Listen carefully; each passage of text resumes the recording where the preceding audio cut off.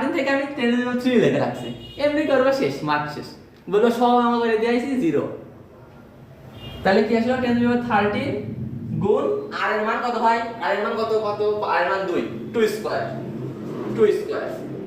কে এর মান কত 9 into 10 to the power 9 is equal, তাহলে কত হলো 6.48 গুণ 10 টু দি পাওয়ার 13 গুণ 2 স্কয়ার, এটা বের হয় তোমার 2.592 ইনটু 10 টু দি পাওয়ার 14।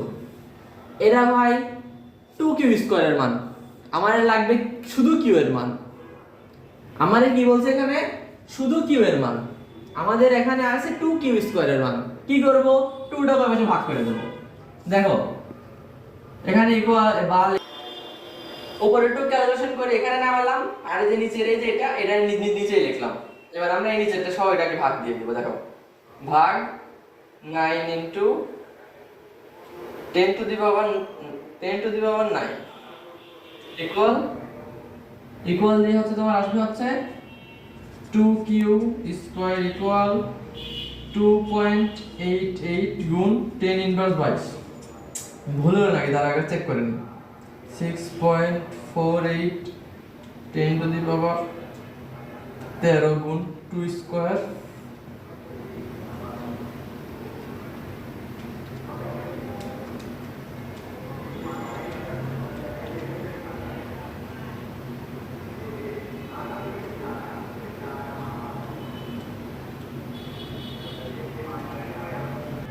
হ্যাঁ ঠিক আছে, আমাদের ঠিকই ছিল, মানে কোনো ভুল হয় না। দেখো বা আমরা এখানে 2টা এই পাশে পাঠিয়ে দেবো, তাহলে q স্কয়ার ইকুয়াল 2.88 গুণ 10 to the power 22 divided by 2 বা q স্কয়ার দাঁড়াও আগে এটা হিসাব করি না, আগে দাঁড়াও 2.88 গুণ 10 টু দি পাওয়ার 22 ভাগ 2,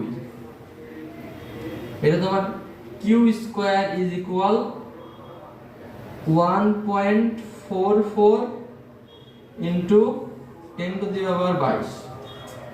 দেখো এই পাশের স্কয়ার q স্কয়ার রয়েছে, আমাদের লাগবে q রয়েছে, q স্কয়ার আমাদের লাগবে q। এবার আমরা q পেতে হলে কি করব, q পেতে হলে q রেখে স্কয়ারকে রুট করে দেব। 1.44 into 10 to the power 22। Clear?